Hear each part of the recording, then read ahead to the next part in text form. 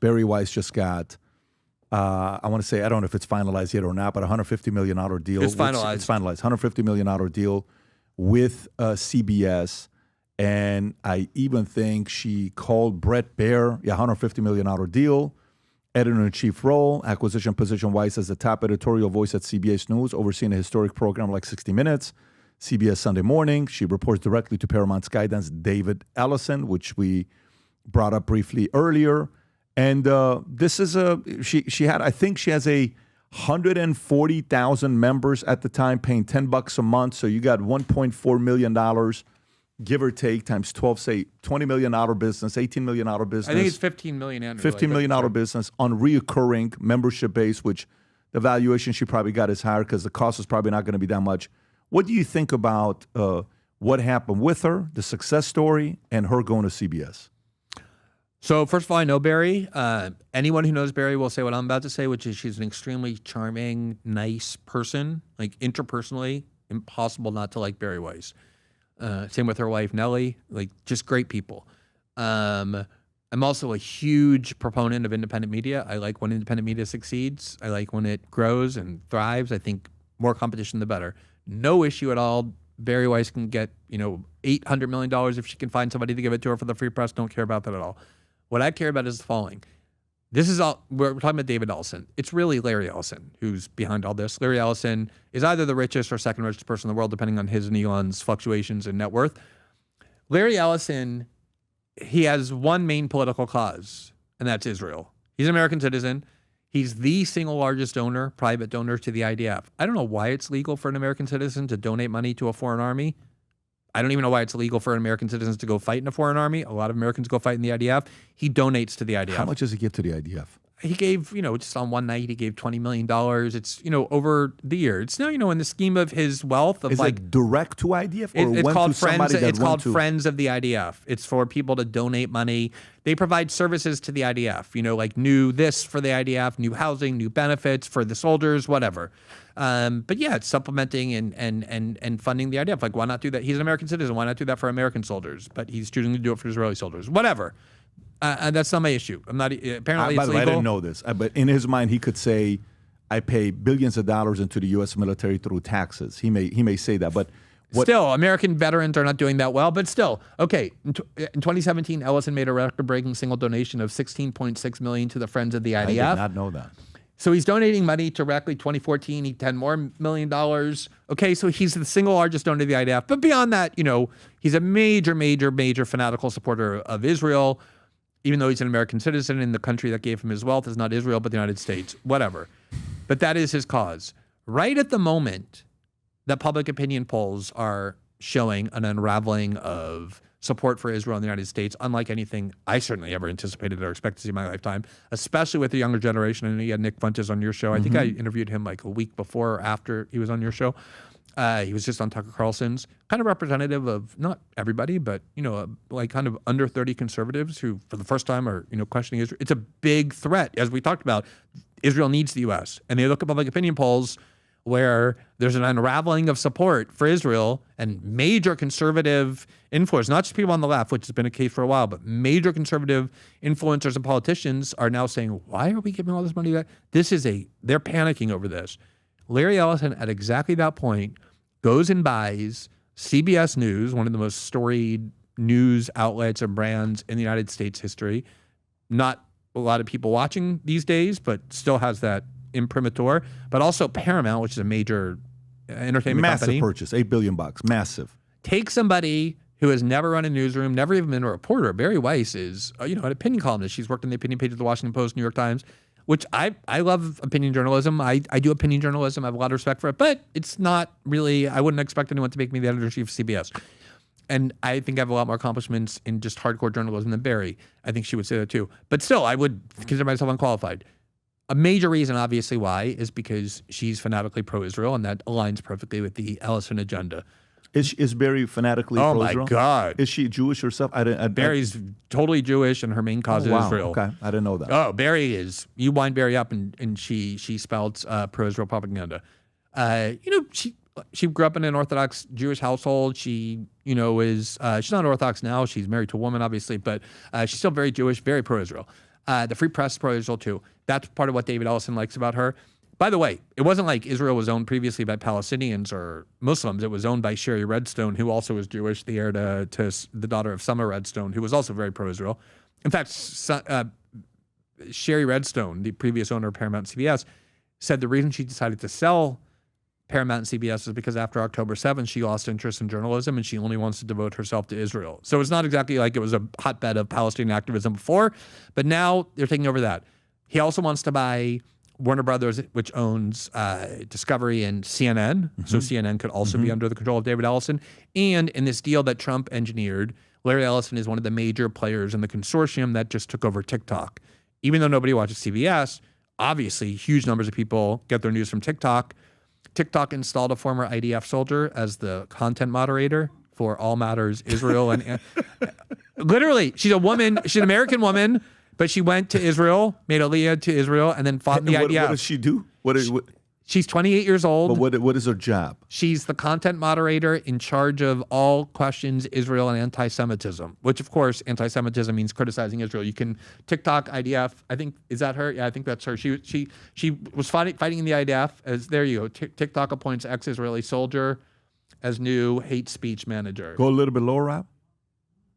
Mindell, go to the quote. Let's see what the quote say. No, above, right there. Mindell will be tasked with formulating TikTok's hate speech policy, relevant legislative and regulatory framework, monitoring trends, particularly those related to anti-Semitic. TikTok's appointment as extra. Erica Mindell previously worked with the U.S. Department of under Ambassador Deborah Lipsat, who was the envoy of anti-Semitism for Biden.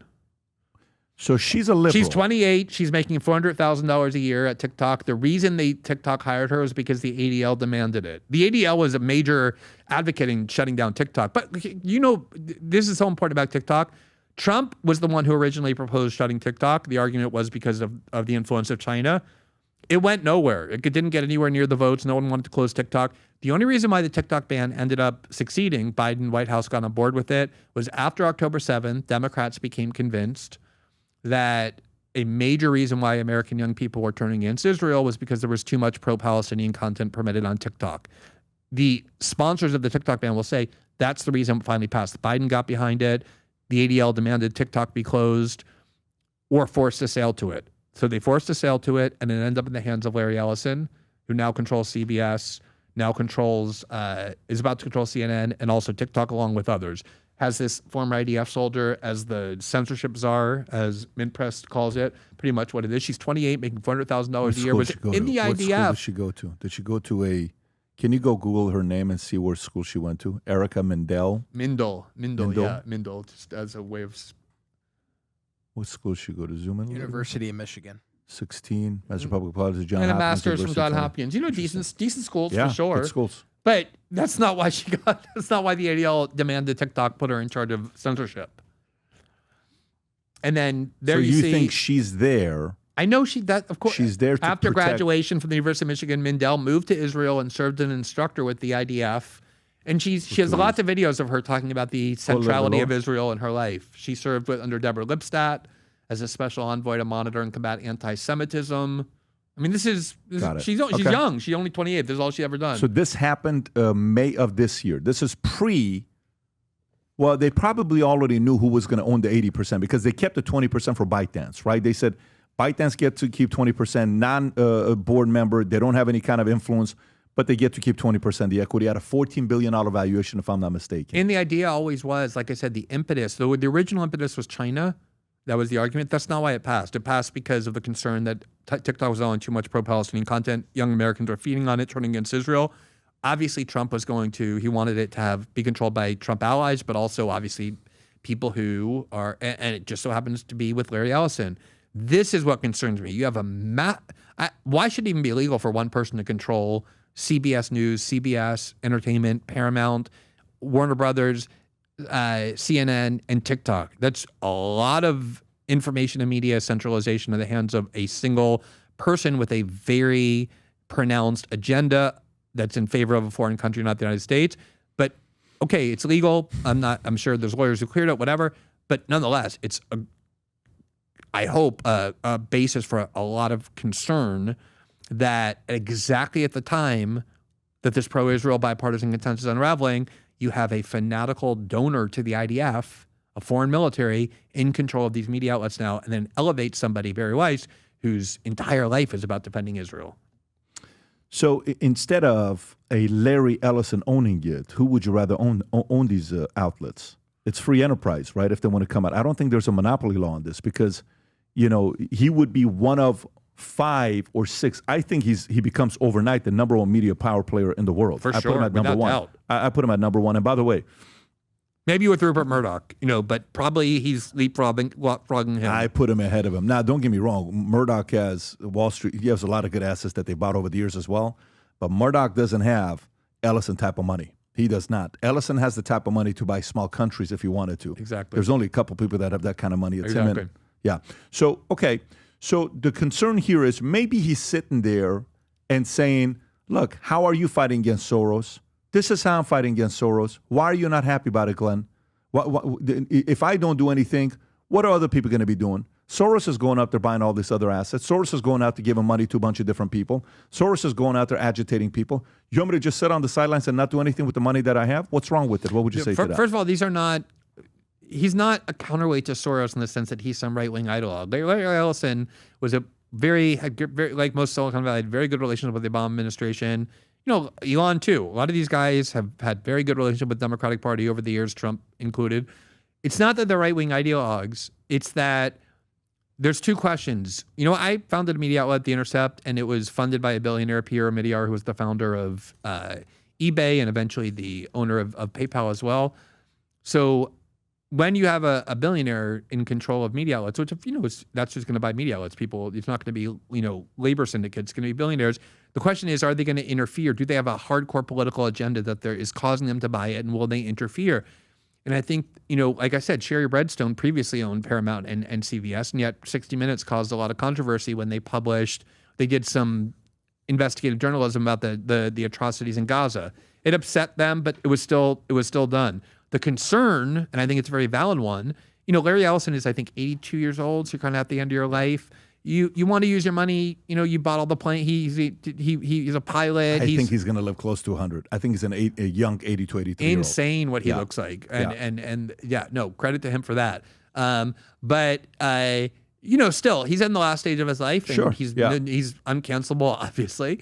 And you want to leave your mark on the world. And I think if your main cause is Israel, and you see the United States, the country on which Israel depends, turning against Israel, you're going to do what you can to reverse that trend. And one of the ways you do that is by buying the sources of information and making sure that it's no longer a permissive font for anti-Israel viewpoints. Yeah, I mean, this Pierre guy who was where is he from? He's from Iran, and he's a Islamic faith background of many Iranians. Pierre Omidyar. He left Iran when you did. He left Iran when he was like 6, I think. He moved to France. Got it. Yeah, very cool. Yeah. So okay, this him right here. Is he a billionaire or is he? Yes, he is a billionaire. Yes, net worth of $8.7 billion. Yeah, man. Compared to Ellison, he's struggling financially, man. There you see, in 2013, he announced he would create and finance First Look Media, journalism mentor to include Glenn Greenwald, Laura Poitras, and Jeremy Scale. Yep. He made good on his word. I never heard from Pierre about, Pierre became a fanatical anti-Trump hater, a Russiagate believer. I was one of the leading voices knowing that Russiagate was bullshit. I wrote every day about how Russiagate is horrible. He started financing Never Trump organizations like Bill Kristol and the Bulwark. I attacked those groups every day that he was financing. He was kind of like the U.S. funding both sides of a civil war. Never once heard from him not to do that. Never had any problem with him. Really kept, to his word that he would stay out of our editorial process. Credit to him for doing that. But that's the exception and not the rule. After 2 years of working on this, we have finally pulled it off. And let me tell you what it is. Every time we do the Vol conference, if you've attended, you know this. I stand up and I speak for probably 45 hours is what I do at the Vol conference. And I love it. I love being around the guys. I love it. But I wear the Ferragamo shoes when I do this. Or I wear some kind of dress shoes.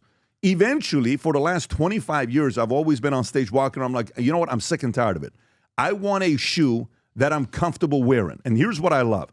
I don't like shoes that are so heavy. That's a dumbbell. You can use it as a weapon. I don't want that. Like the Xenia, you carry it. I have so many of them, but they're so heavy. Like you can literally curl the Xenia, the shoes, and you'll get a pump within 30 reps. And I wanted the combination of the the Hoka, the on-cloud, the super foam, because there's a big thing going on right now with the super foam where the bottom of the shoe, you wear it, you know which ones I'm talking about, the on-cloud or the Hokas, right? They're so comfortable. And I said, what if we take luxury and then combine it with the super comfort? What would that look like? And let's build it in Italy. So what do? We went to Italy. We designed the shoe in Florida. We made the shoe in Italy in five of the factories. We went back and forth, God knows how many times. And by the way, the shoes we're about to launch and introduce to you right now, where you're going to see the video for the first time, I've been wearing those shoes for the last 22 days straight. I'm wearing them right now. I literally wear it with suits. I wore it yesterday when we went to lunch. I wear it every single day. It's the most comfortable shoes I have, yet it's authentic Italian leather. Rob, if you don't mind playing the video, go for it. Here's the video of the latest shoe, the FLBs. When we set out to create a shoe that blends comfort, function, and luxury, we had the choice to make it fast. We had the choice to make it cheap. We chose neither. Instead, we chose Tuscany, Italy. We chose true Italian craftsmanship, each pair touched by 50 skilled hands. We chose patience, spending 2 years perfecting every detail, and we chose the finest quality at every step. Introducing the Future Looks Bright collection. Not rushed, not disposable, not ordinary. Rather, intentional, luxurious, timeless. Boom. There you go. Designed in Florida, 100% made in Italy. 50 hands touch each shoe that was made. And here's what's unique about it. I want to kind of show this to everybody that knows this. And I've worn pretty much every one of these shoes. So if you compare this, the Italian leather, of course, it's made in Italy. It's not assembled, made in China, assembled in Italy, 100% made in Italy, assembled in Italy. It's FLBs, Berlutis, which are $18.40, Ferragamos are $8.95, Zennias are $11.90, and Gucci's are $9.50. Leather premium lining, all of them except for Gucci. Laceless feature, it's the FLBs, the Berlutis, you have laces, Ferragamos laceless, and then you have also the Zennias, and then the Gucci's have the laces. I don't want to wake up in the morning, put laces on. I want to get out the house. Took me 3 seconds to put my shoes on today. Craftsman, 5 different Italian factories all made this shoe. Berlutis are the same as us, as well as FLB. But the only shoe, these trainers, the only one in the world today, according to the factories that told me this in Italy, that has the super foam, the only one that has the same super foam used in the on-clouds and the Hokas, it's the FLBs, and they're officially out, and you can place the order. Here's a challenge. We only have 1,000 of these pairs. And when you say 1,000 of these pairs, they start from size, I believe, is it 8? It goes 8, 9, 10, 10 and a half, 11, 11 and a half, 12, 13. Those are the sizes that we have. And the shoes that you can get today, the colors, you have access to, Rob, if you can go back there, you can have access to those browns, which is absolutely beautiful. And by the way, the brown on the bottom, the stitching on the side is a left stitching. If you can change the picture, and on the bottom it says the future looks bright. Look at the white lines on the side. It's beautiful. The only ones we have right now that you can get sent out today are the black and the browns. If you do want the white to pre-order, I would highly recommend you do so. They're going to come out the second week of December. So the white and the navy blue comes out the second week of December. The browns and the blacks are available. If you believe the future looks bright as much as we do, go place the order. There's nothing like sitting in the boardroom with your trainers and you put your feet over your knee and people look at the bottom of your shoe and it says future looks bright. That's how you get deals done. All right, so they're out. I'm excited to announce it, and I'm very happy for people to go sport it. When you get them, take pictures, send it our way. We're going to show all these shoes, all the pictures that are being taken. I already got a bunch of them sent to me on Instagram. Go to vtmerch.com, place your order. It's all over the website. Maybe buy it for your husband, buy it for your brother, buy it for your coworkers, buy it for your best salespeople if you want to let them know the future looks bright. If you enjoyed this video, you want to watch more videos like this, click here. And if you want to watch the entire podcast, click here.